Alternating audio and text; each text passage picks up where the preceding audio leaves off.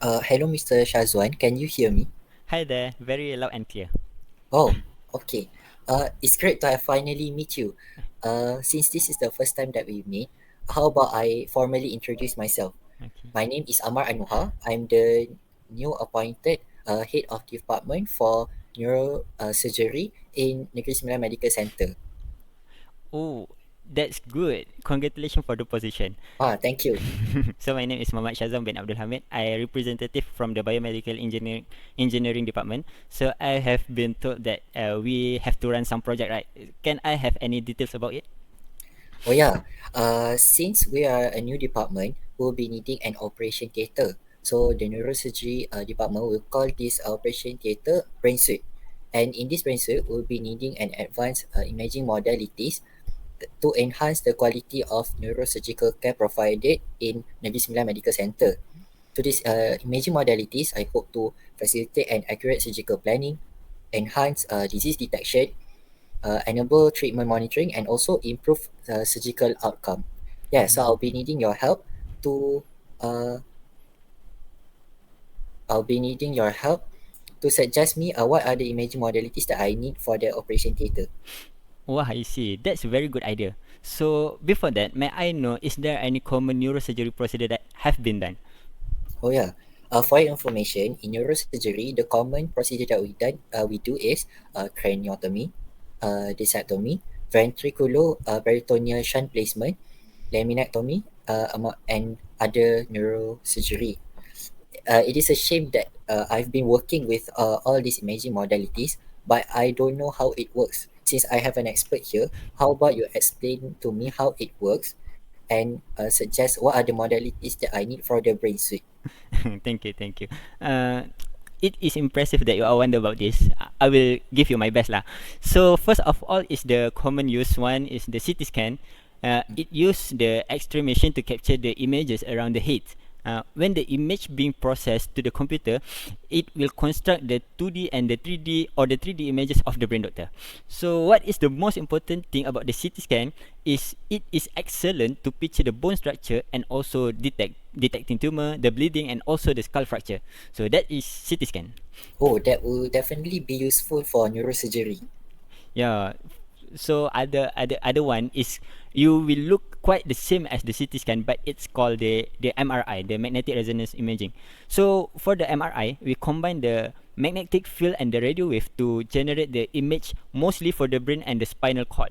So the way it functioning is magnificent. It stimulate and respond to the hydrogen atoms of the person, and then the computer will always do its job, where it will create the details of the cross-sectional and also the 3D image of the patients. So MRI, we can say it excel for the soft tissue contrast and for the diagnosis, of course.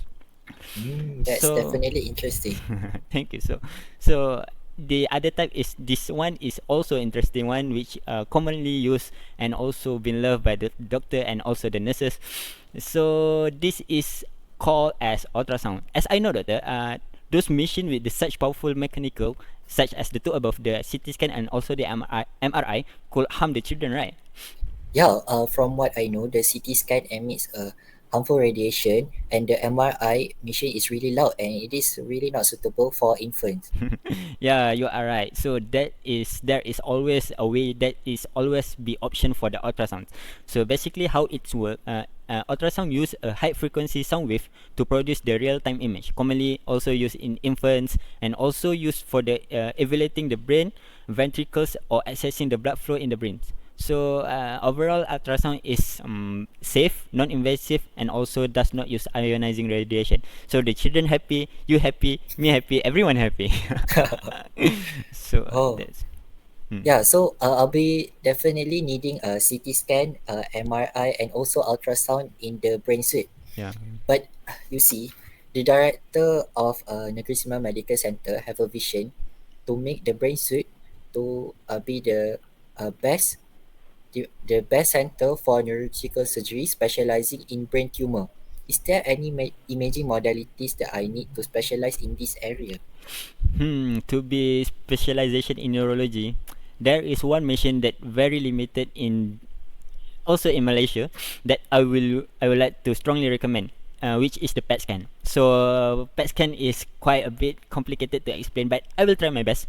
So what is PET scan? PET scan, we will inject a small amount of radioactive tracer, which will emit positron and collide with the electron, resulting in emission of gamma rays. And then it been detected by the computer and reconstruct the image that show the distribution of the tracer in the body. Sound complicated, right? So I will make the word simple. So imagine we shine a lamp, a sequential lamp in the water, and then we observe the movement of the light. So that is what actually the PETs can do. Easy. We can see the light, we can see what happened. So I can say that PET scan commonly used to study the brain function, the metabolism, and also the neurodegenerative disorder. Oh, So then I'll be needing PET scan too. yeah, Thank you so much, Mr. Shazwan, for explaining on how this imaging modality works. welcome. Could you like give to me the technical details and also the pricing for each of these imaging modalities so that I can procure it? Sure, sure. I will give your the best combination of the models that suit this project, and also I will give to you any potential company that that will give our project to the highest as it can. So Oh, that's great. I okay. guess we'll meet in the next meeting then. Okay. Thank you, Dr. Amma. Thank you so much, Mr. Shazwan. See you soon. Bye bye. Hi, welcome, Mr. Fatwa. Hello, welcome. I heard that your company always give the best service to the client. So we are here looking forward to hear your recommendation based on what I have gave you. So this is Dr. Amma. Uh, Hi, Mr. Fatal. he's Hello, Doctor. he's the HOD of the neurosurgery. Uh, so you can proceed. All right. Thank you, Mr. Shazwan and Dr. Ahmad, for having me in this meeting. Based on your explanation on what you need in the neurosurgery department and also requirement in the neurosurgery department, then I heard it and I do some research about the devices such as CT, MRI, PET scan, and also ultrasound. Okay. And then I do the market observation, start from the price and then etc. and then accuracy, something like that. So right now I come out with the four equipment, four devices that I will show to you. Hold on. So here is the. Can you see the screen? Yeah, Yes. can see it. All right. So here is the first device, CT scan, is the Siemens Somatom Sensation 64. Why I choose this one? The justification from me is because the CT, as we know, it has like today CT has the high accuracy and then high speed and then also the working efficiency is supported by the software in the CT scan is called Singo. So and also the price is reasonable. And what is the most important is the safety of the CT cell. It produces the lowest current from all the CT scan that I have observed in the level of the 64 slice CT. So this one the safety it produces the low current from its tube current. It means the dose that will be received by the patient also the lowest compared to the others.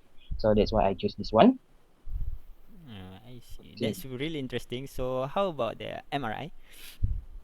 All right. Next is the MRI. What I suggest to you is to choose Siemens Magnetom Althea. This one. It's because due to is the price first, because price is the most important, right? Price is the cheapest compared to all of the MRI that I have observed. Next is the number of channel. It has 180 number of channel, the highest compared to all. This number of channel is proportional to the accuracy of the image and also the less noise produced. And also the slew rate is what is the highest compared to all of the MRI that I survey. Higher slew rate means the thinner the image can produce, and also it increases more accuracy of the image. Oh, Siemens, I definitely hear about the company. It produces a great MRF machine. Yeah, sure. I agree. So next, what about the ultrasound? Next is ultrasound. I choose Siemens again, Siemens Acquisition Sequia. Why? Because first, again, is the price compared to the others is the cheapest, and also for the other features such as accuracy, speed, and safety is one of the best for the ultrasound, and also it uses the work efficiency Windows, one of the easiest software that we can use, and also it can easy to train someone to use the Windows. And also the speed of the ultrasound is 40 minutes of video in 4K quality per second. So it means very fast to get a good picture of it. And also it produced in the 4K quality, which is very good for the medical imaging. Oh, good. We can proceed to the last one. Last one is PET scan. PET scan is one of the best medical image modalities, especially for the brain and the neurosurgery department. And then why the GE Healthcare Discovery IQ PET scan is the chosen one is because due to price, again, one of the cheapest I would say in this Wow. PET scan that I have observed, and also the accuracy. It has the high resolution compared to the others, highest 2.1 mm. But the others such as safety is it has auto in to reduce the exposure, and also the speed 12 minutes for a section, which is quite fast in the terms of the medical imaging in PET scan, and also the working efficiency supported by the special software called IQES. So it will very beneficial to buy this as well. Wow, Wow. okay. The selection that you provide here is really great. With some of it come from the same company, surely it will be easier to integrate it. Okay. Uh, Yeah, sure. Also, thank you for considering the price. The main concern here is the price, which is I guess the total amounts to 12, 12 million ringgit, which is within our budget lah. Okay. So all of the devices that I suggest to you is reasonable, right? In terms of price. Yeah. Very In good. terms of the features, you do not need to ask anymore. It's one of the best. Okay, to conclude that we are done with all the suggestion from your side. I'm really impressed with your works and your research. Good job so far. But for now, may I know the installation and also the safety? For that, yeah. First of all, thank you for complimenting my suggestion, Mr. Sazwan and also Dr. Amar. It's very helpful for me. It's very beneficial for me as well.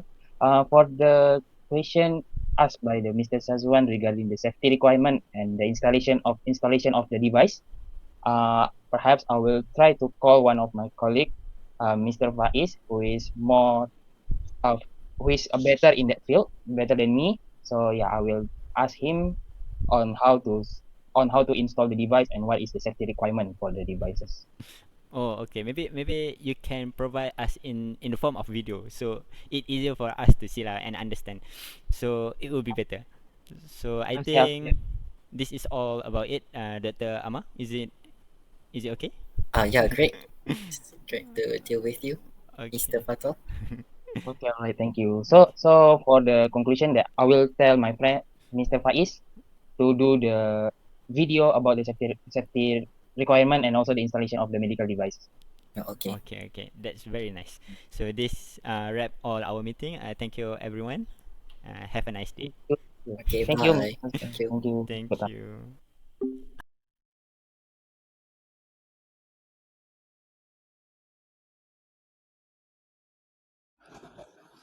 Hello, good morning, Dr. Ahmad and also Mr. Shazwan.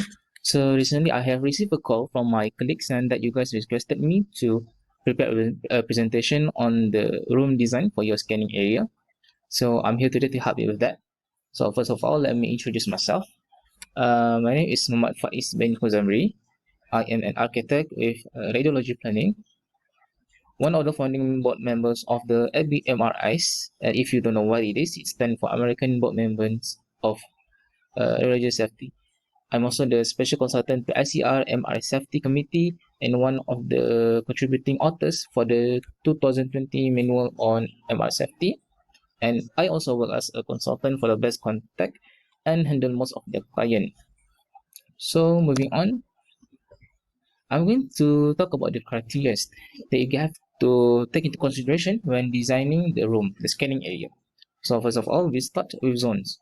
So basically, usually there are around 4 zones, whereby you start with the least risk towards the exposure for the radiation, which is zone 1, to the highest risk towards the radiation, which is zone 4. So we are going to divide the room according to zones.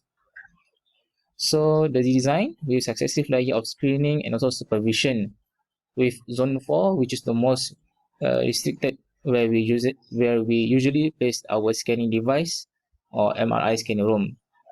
And we also have zone 3, which is anywhere with a magnetic field hazard with 5 gauss or 0.5 millitera, or anywhere with direct access to zone 4, which is often the control room. So basically, zone 4 is our scanning room and zone 3 is our control room. And next, we are going to talk about the access control.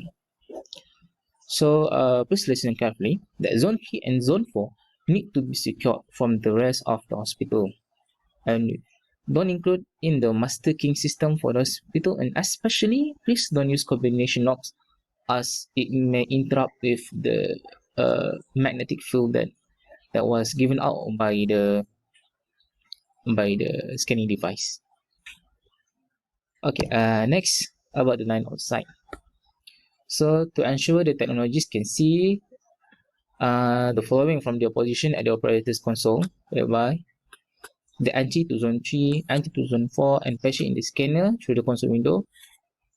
You must ensure the MI room door won't block view when open. So what I'm trying to explain here is that zone 3 and zone 4 is usually side by side, or in other words, they have direct access between each other. And when designing this room, you must make sure that the people, the technologies from the control room can have a direct view of the patient in zone 4. So that can be done by putting a transparent window as a barrier between those zones. And next, since our patient also include non-ambulatory patient, we must cater for their needs. So we need to make sure the layout considers waiting needs for non-ambulatory patient as well as those who are ambulatory. So for our last criteria is about the patient changing area. So talking from experience, changing clothes can be a bottleneck. So here I would like to suggest you two things. First, provide at least 2 changing rooms per scanning device if the lockers where the patient can put belonging is outside the changing room, or 3 changing rooms per scanning device if the lockers are within the changing room. And last but not least, here is my suggested layout for your upcoming scanning room. But we can see here that we have zone 1, which is the entrance to the facility, and zone 2 is our reception and patient dressing area. And just as I mentioned before, zone 3 is the control room where the technologists are going to remotely handle the scanning device. It can be either MRI, CT scan, depend on your choice at the end of our discussion. And zone 4 is where we put the scanning device, where the patient is going to undergo the operation needed. So I guess that's all from me. Thank you.